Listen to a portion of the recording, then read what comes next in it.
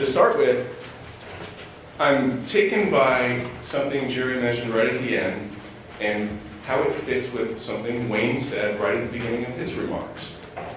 So, Jerry has a recommendation for you and your bosses about instructing the agencies through statute on what you want to see, right? This is the idea of giving them instructions that you ought to do it this way, right? Came right at the end. Well, Wayne mentioned something about businessmen who wouldn't do it all over again. They wouldn't try again, right? It calls to mind the famous adage from management studies from Peter Drucker. If you weren't doing this today, would you start tomorrow? Right? My understanding is that federal regulatory agencies on economic regulation, instructions to report to the Congress, they're only succeeding about 40% of the time. So agencies are not now doing what these folks are asking of them. Do we want to ask them to do more, or do more and do less of other things to make room for that? So Jerry, how do we handle that? The really short answer is that's why you need court enforcement rather than simply putting it in law and assuming agencies will do it. Court enforcement. All right. Help me here. I want to turn to Professor Pierce next. You used a term that is a hobby horse of mine. And you're our star today. I am not, so I will not harangue everyone. But help everybody understand in 3 or 4 sentences, what's the difference between an independent agency and other regulatory agencies? Because you made the distinction in your first recommendation. That's a great question, and there's actually, I'm pretty sure OMB has 2 lists where they have made the classification, and those they put in the independent category they don't review, and those they put in the executive category they do. There's actually been a book and 2 very good articles written on that subject lately, and it turns out to be pretty hard.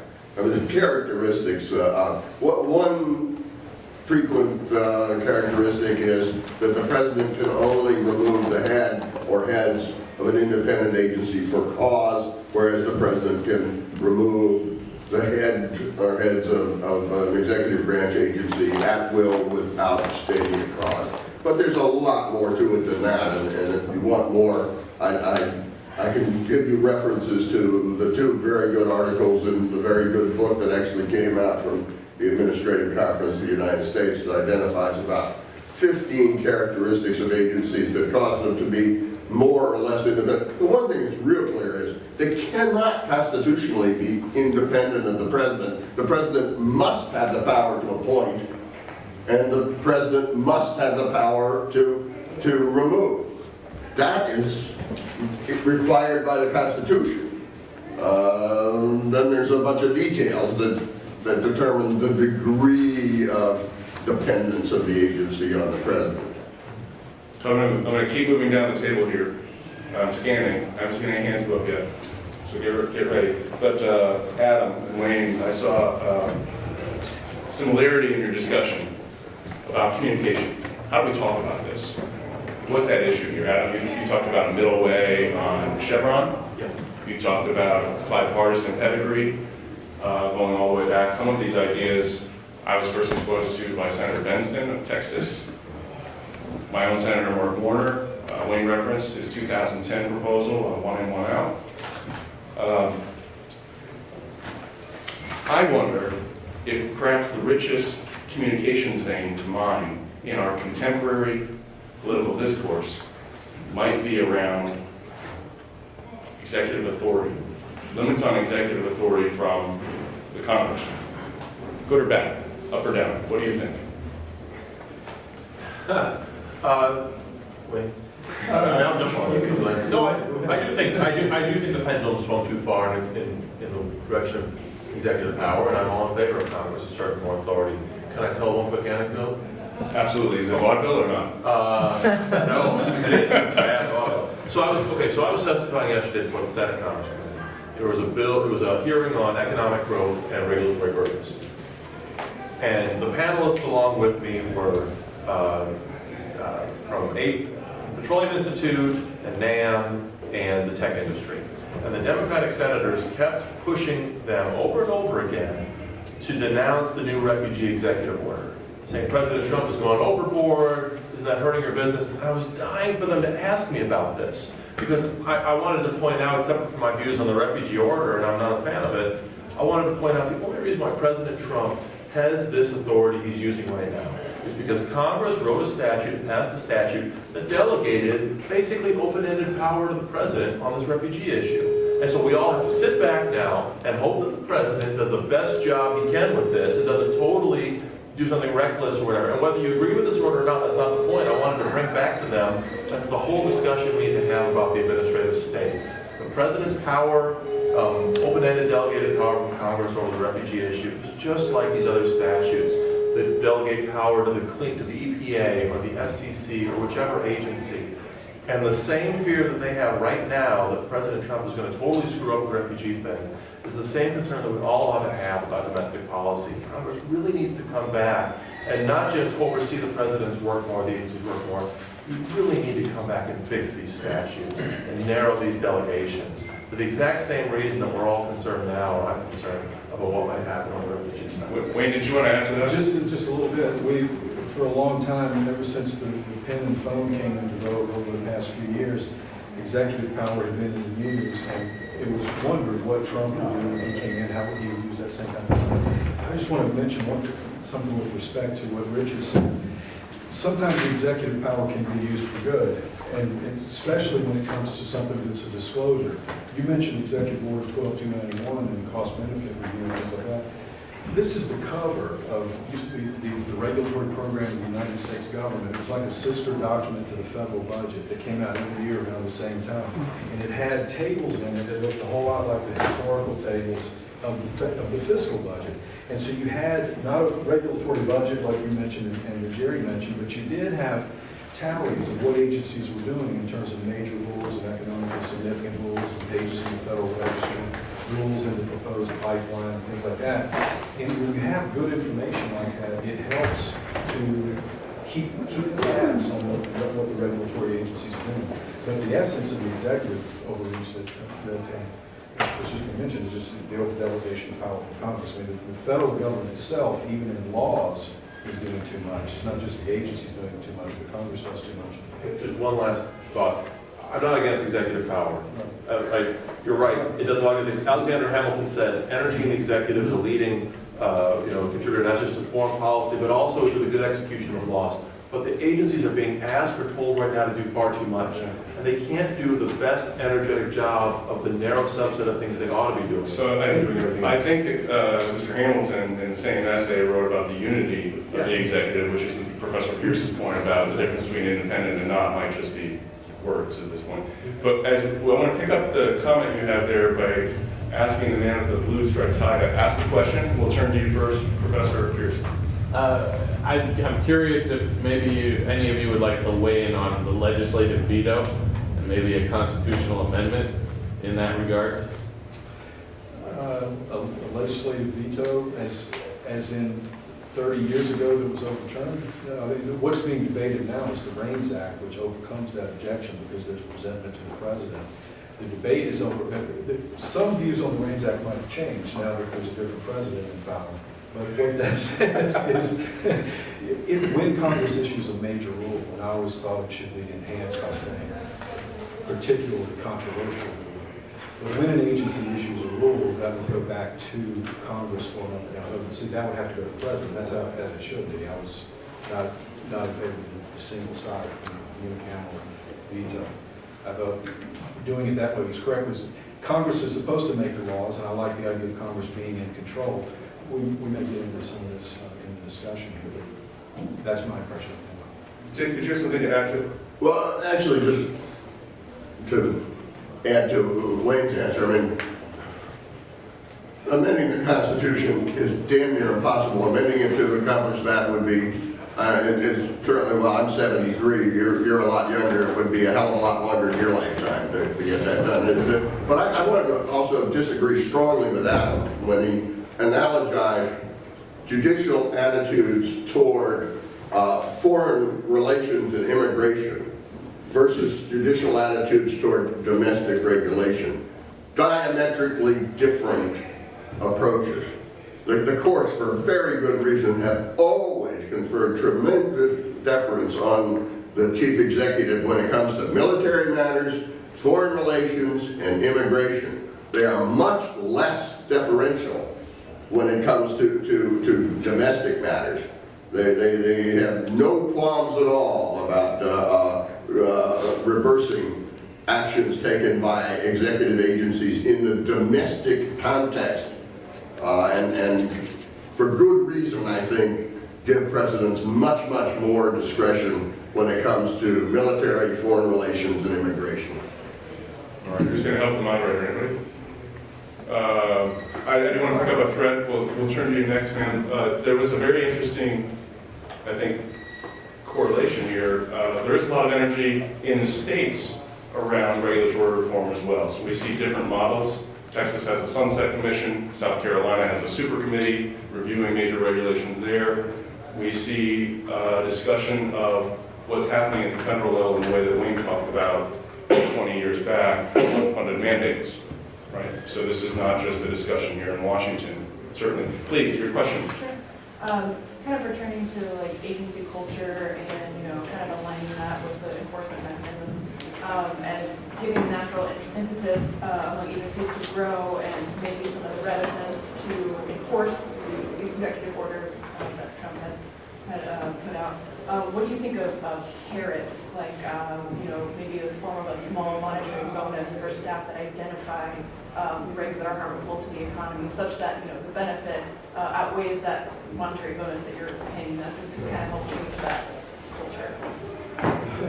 They're going to spend the money anyway at the end of the year when they go up and Yeah, realize they have a yeah. shortage. So, I guess you can make that argument for it. There have been proposals different from that to penalize when agencies didn't perform. I hadn't given that very much thought. I mean, in particular kinds of regulatory reform that you might see a case for it or not. In the same way, when Richard mentioned being in favor of more resources for it's called the Office of Information and Regulatory Affairs, the OMB, I would very much be in favor of that very, very same proposal. And yet I also like what Jerry was talking about, having the congressional office having input there as well. You may or may not need that kind of incentive agency. I was just saying it half jokingly because they always do burn up. So if it goes to that, maybe it will make sense. But everything matters about what it is they're doing, what it is they're regulating. I worked at FDA, and I wrote a regulatory impact analysis saying don't do restriction in health claims because if they can't talk about health, they'll talk about convenience and portability and microwavability. You have health characteristics go down. So sometimes I see regulations having perverse effects. It'd be great if you could reward those kinds of things, but in bureaucracies, I just don't know if it's possible. It really comes back to Congress ought to be making law, especially now in the kinds of industries that are coming on board now, whether it's drones or driverless vehicles. You notice the agencies are jumping out in front to regulate vehicle communications. I was saying, maybe they shouldn't communicate at all. Maybe they should just detect.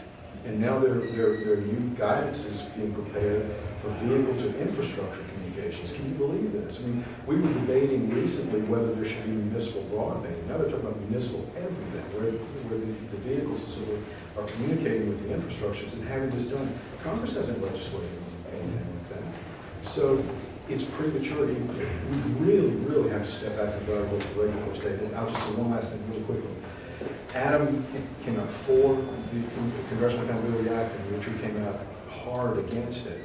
But the things that Richard proposed in terms of giving a lot more resources and using more tools like the Reagan Executive Order and things like that, some of that echoes what's in the Congressional Accountability Act. But the thing about it is you're talking about a bill with 5 or 6 different titles. Richard's not going to like the title on Chevron deference, but maybe the one on small business regulatory relief and doing more of this, there's a unified agenda that comes out, and there's a regulatory program that comes out, making those automated and things like that. That's why I said it's an opportunity for folks who have different viewpoints on this issue now to come together. And some of that might, when you've done those kinds of things, then those kind of incentives might. Jerry, did you want the last word on that question? Yeah, I mean, I like the carrot idea. I think we ought to be thinking about much bigger carrots, though. I mean, the general principle is if you reward people for activities and outputs, then they will want to do more of the activity and output to get the reward. If you reward people for producing outcomes that actually benefit the public, then folks will be focused on how do we produce the outcomes that benefit the public instead of how do I do more activity in order to justify my reward. Now, what's that mean in concrete terms? Two examples.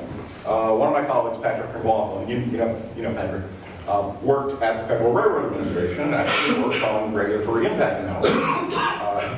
He was there at a time when the federal government was a little short on money, and so the main carrot they used was plaques. And he has a bunch of plaques from regulatory initiatives that he worked on since he was the economist on the team, and they got the regulation done, they got a plaque. Well, he said the problem with that is, he said, I've got a colleague who deserves to have about 20 plaques for things that she stopped just by asking some basic questions, what's the evidence that there's a problem? Is there a better way to do this? Those kind of things. He said, but they don't give plaques for that. They only give plaques for completing regulations. I have also heard, although I haven't seen this, but I've also heard from people who have been in senior executive service positions that some of the SES folks in regulatory agencies, as part of their contracts and agreements that help determine their bonus, a lot of it is written in terms of completing regulations. So it's output based. Well, gee, if you give senior managers an incentive to produce more output, what do you think they're going to do?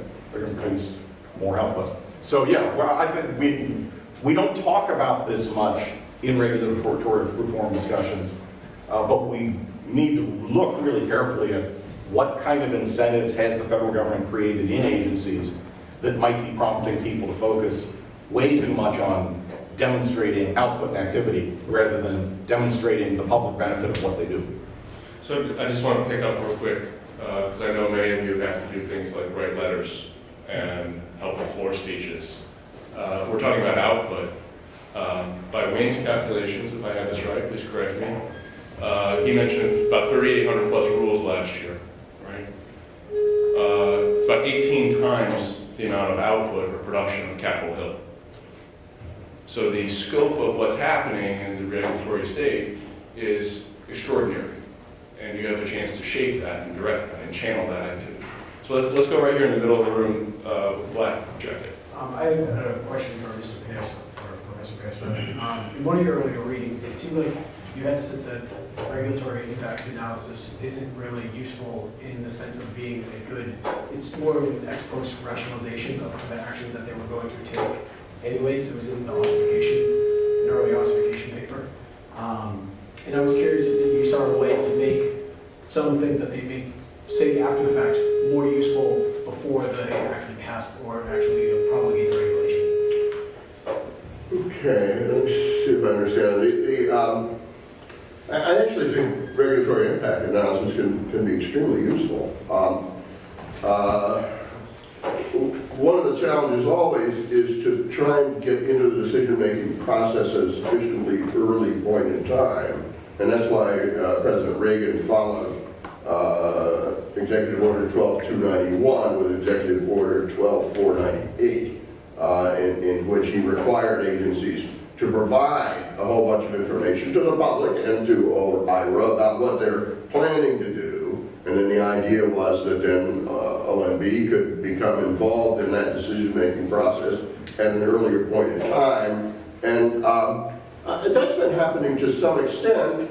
Certainly in the Obama administration, there was a lot of involvement of IRA in the EPA rulemaking process. EPA was very upset about it.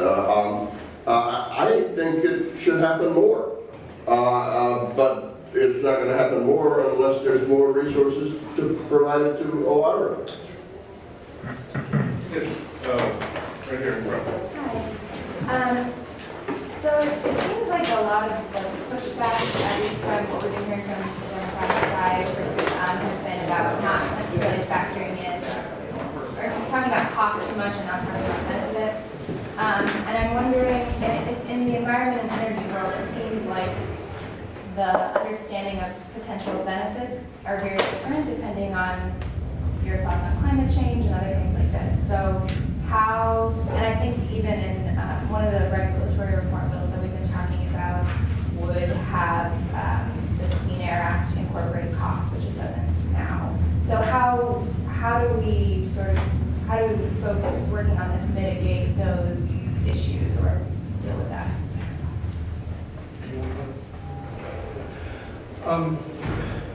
Cost and benefit, Richard brought up net benefits, and I'm sure that would be one of the big disagreements he would have with the treatment of cost and benefits in the Rate Accountability Act, for example. I come from a position of thinking that we know what hazards in society are. Congress should be making the laws, and it was mentioned how old some of these statutes are. Congress ought to have in mind what benefits are it's seeking when it passes legislation in the first place. I'm less impressed with agencies doing benefit analyses, and I know I'm the only person who says that, but I'm in favor of agencies assessing the cost of what their initiatives are and Congress keeping track of the benefits in various ways. Part of it can be what Jerry had talked about, but you run into so many disagreements. I mean, you could not get an assessment out of the EPA criticizing the Endangered Species Act, for example, but from my standpoint, it sets property owners against this very species that you want to protect. And by the time EPA's Interior is done protecting endangered species, there won't be any left. I just think the models are wrong and the way agencies go about assessing benefits are wrong. I mentioned the other example with respect to food labeling. The incentives can be wrong. So I'm very much in favor of ramping up the cost assessments, and I know in the mix I'm going to have to accept that they're going to do the benefit assessments too. But I much prefer, especially as we move forward, because regulation and production and everything isn't going to stop in 2017. New industries, I prefer creating fewer agencies in the future than we did in the last 80 years and look for different ways to regulate, and I prefer that come from our legislature. So Wayne, I want to get Adam involved here. I just want to press you for a moment because I think it's easy for us to say things and not really push all the way to understand what they mean. So Wayne suggested that as laws are written, we need to have in mind a clear idea of what those benefits are. What are the goals of the legislation when you're delegating this authority? And I want to give a quick anecdote to share that as I turn to Adam. So Adam referenced the 96 Telecom Act, right? Right in the statute, in the preamble, it says deregulation in order to promote competition. Now, in the history of the United States, until we had Dodd-Frank, the 1996 Telecom Act was the single act that spawned the most regulatory activity ever, right? So knowing what we want, we need specificity. We need instruction, I think, going to the agencies, going to the executive branch about how to do these things, what you're looking for, what the measurements are. That is very important. And Adam, I know you had another comment here. Yeah, I just on the point about cost-benefit analysis versus focusing on cost, I'm in favor of both, but I think they play different purposes. For all the reasons that Professor Pierce said earlier, cost-benefit analysis in Ohio has been great. I think it's been a good tool in forcing agencies to at least go through the process of at least rationalizing what they think the costs and benefits are. But the thing is, costs standing alone are important too, okay? I would love to go out and buy a new sports car, believe me. The benefit I would get from driving that sports car around might even exceed the cost. But at some point, there's only so many things you can buy, right? At some point, with a financial budget, you run out of money. No matter how much more benefit you would have gotten out of the next thing you buy, you can't afford the cost. And I think it's not exactly the same, but I think it's somewhat analogous. Agencies are very good at finding regulatory programs where they think the benefits will outweigh the costs. But at some point, we have to ask whether the costs we're imposing are just too much of a burden on the public. apart from the benefits, even assuming the benefits exceed the cost, at some point we need to worry about just imposing too much cost in and of itself. Maybe one way of getting, since it's such a dilemma, maybe one way of getting at it is paperwork costs of government can be treated separately. Economic regulatory costs can be treated separately. Health and safety regulations can be treated separately, and then environmental regulations can be separate. But especially in economic regulations, as Kent said, depending on the temper of the times, you will have an era where economic regulation is looked at as maybe not such a great thing, that may lead to rent seeking and building efficient outcomes. Health and safety regulation, maybe one way of looking at it is the cost of the last life saved at OSHA versus at FDA versus DOL and so forth. It's looking forward. So when you were optimally regulating, you kind of have those kinds of things in balance, but now agencies can just go out and regulate as they choose. And that's what I think some of the members are getting at with the notion of a regulatory budget, which got brought up last year. And I anticipate when the new fiscal budget resolution comes in this year, like I've never seen anything like this in my life, but last year the fiscal budget resolution had a principles of regulatory budgeting section. And the idea is that regulations have macroeconomic effects and you need to take those into account. But none of this is to say you ever ignore benefits, because you think about the tax code. We don't say, well, the federal government spends $3.5 trillion this year, but the benefits of that are actually 10 trillion, something like that. We don't say you don't pay taxes. You don't net it out. I guess that's the problem I have with the cost. It's not that I have a problem with doing benefit assessments because of, but when you improperly So and there are two different categories of regulation that you can't mash together. I started with a commendation about an hour ago, thanking you for being here, how difficult it is to get people focused on this issue. There's always a risk of amigo. I don't know if you're familiar with this. My eyes glaze over. That's a regulatory sickness. I'm going to frame a final question that we will allow the panel to each answer in turn or sidestep and give concluding remarks of 1 to 2 minutes each. And I think you'll find that if you have one-on-one questions or you want to follow up with any of them, they'll be available as we wrap up. You can come on up and visit with them. But one topic we did not dive into, it's something that it's interesting, it ebbs and flows with time. I wanted to get the quick reaction to each of you, from each of you, to the idea of a commission, Blue Ribbon Panel, Regulatory Improvement Commission. Put this in context of, many of you might know the story, early 1990s of BRAC, Base Realignment Commission, idea that was driven by an economist. Actually vaunted him into leadership. His name was Dick Armey, right? It was an opportunity to sidestep all the tricky issues of different factions within the Congress wanting their base to stay open. And he said, what if we could just agree to do it in this way, right? And everybody took a little bit of the medicine at once, and BRAC was a success. Could the regulatory stickiness, the stickiness to protect your bureau or your boss's bureau within this or that agency be overcome with a regulatory improvement commission making recommendations to the Congress that could be voted on quickly? Wayne, and we'll move down the panel, finishing with Jerry Ellig. This is one of the ideas that's got some of the bipartisan support. Angus King has a regulatory commission bill last year. It should be in play this year too. I think that kind of piece of legislation, along with maybe something on sunsetting, maybe something on the Warner style one in, one out, will substitute for elements of what's in the Regulatory Accountability Act right now that aren't acceptable to Democrats. I think that's what we might see. And I think I heard everybody else on the panel say that part of what we need is some retrospective review of regulations anyway. And you don't have to do a BRAC style commission to do that. You can do it other ways, but it still gets at the notion. Plus, if you do a BRAC style commission and you do it in a bipartisan manner, and people are on board with it, kind of the way that they were so much with the mandates legislation back in the 90s. That was a big deal with environmental rules affecting state governments and all. I think you can get some bipartisan traction with it. And the good thing about it too is if you do it right and you continue it, then the following year and the following year, the regulatory pie that you're dealing with, and as new rules come about, is less of a burden because you've taken care of some of the thicket or some of the underbrush. Adam, concluding remarks? I hadn't thought about the commission idea myself. I'll admit, I like the idea, especially to the extent that it would do what Wayne was talking about, retrospective review of existing regulations. And this is the key point I really want to make before I go, is that people talk about retrospective review, forcing agencies to look back at old regulations, with the hopes that we'll tear down old rules. That, whatever that's worth, I think it misses the bigger point.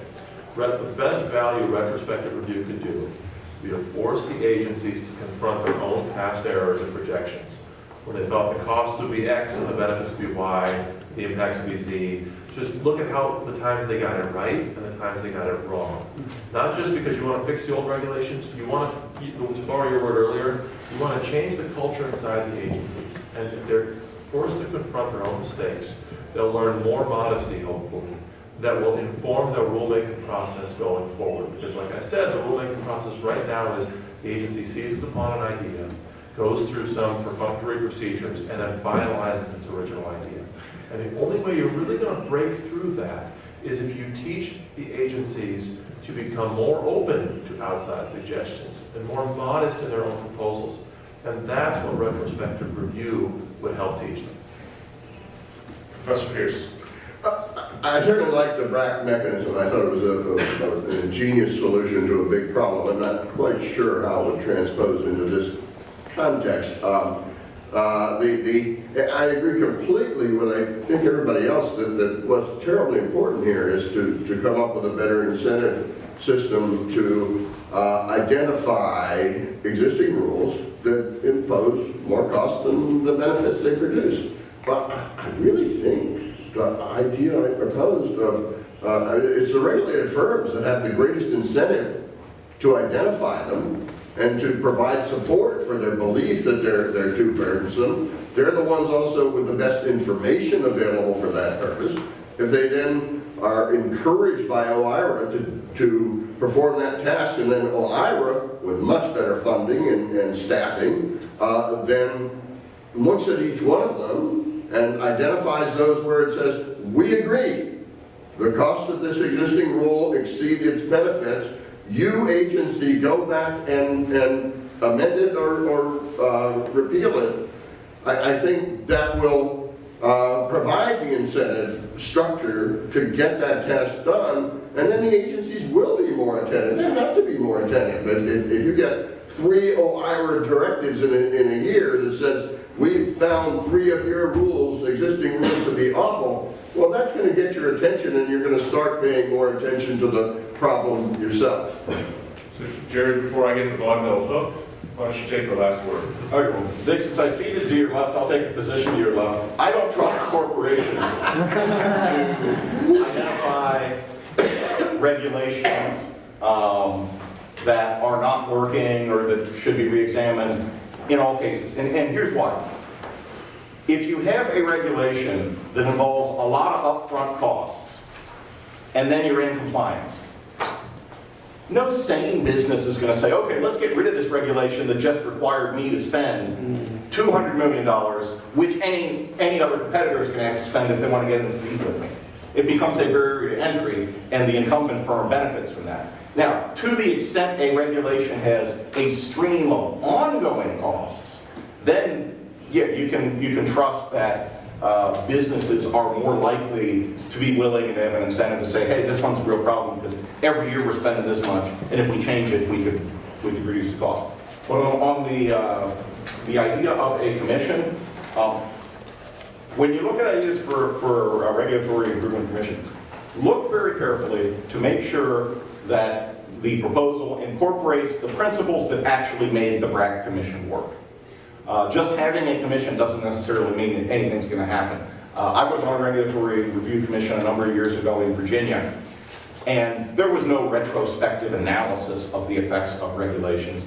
The commission did a great job cleaning out a bunch of stuff in the regulatory code that needed to be removed. In a lot of cases, it was stuff in the code that didn't even matter because the underlying statutes had been repealed. I mean, it was useful house cleaning, but it really didn't do any retrospective analysis. What do you need to do to get actual retrospective analysis? One of the things that BRAC did was the commission members were supposed to be people who have expertise in military affairs. This is not appoint a bunch of retired congressmen or congressional staff or, buddies of the majority leader and whatever to work out a political compromise. This is get experts who actually know something about genuine military needs. So they really will say, yeah, we don't need that outpost in South Dakota that was, built in 1860 to protect settlers from Buffalo, or whatever. So you need subject matter experts. The recommendations need to be a package, because the magic of the BRAC process is everybody takes a little pain and says, well, I might not like this one, but it's a whole package of things, and when I look at the entire package, it looks like an improvement. Or, to be more cynical, as I think Senator Phil Graham of Texas said about that process, this process lets me go back to Texas and say, well, they're closing my base, and I fought against it, but it was a whole package, and they just ran over me. So everybody's got an excuse for voting for a package that is, one thing that's maybe unpopular back home, but also a lot of good stuff that they can point to, where we're saving money by pouring everybody else's ox. So it's you need experts, needs to be a package, and Time there was constraint. a third point. Time constraint. We need this inside of 2 years. It's probably more workable if the commission focuses on, say, a group of regulations that are all aimed at achieving the same outcome, rather than like trying to look at everything at once. All right, Jerry mentioned regulatory barriers to entry. I want to make sure that I have no barriers to your entry to our website, where you're going to find the agenda for Congress, extensive set of recommendations and evidence pointers toward other research, far and wide, on a wide range of economic regulatory issues. And to do that, I will create no barrier to exit. So thank you all for being here.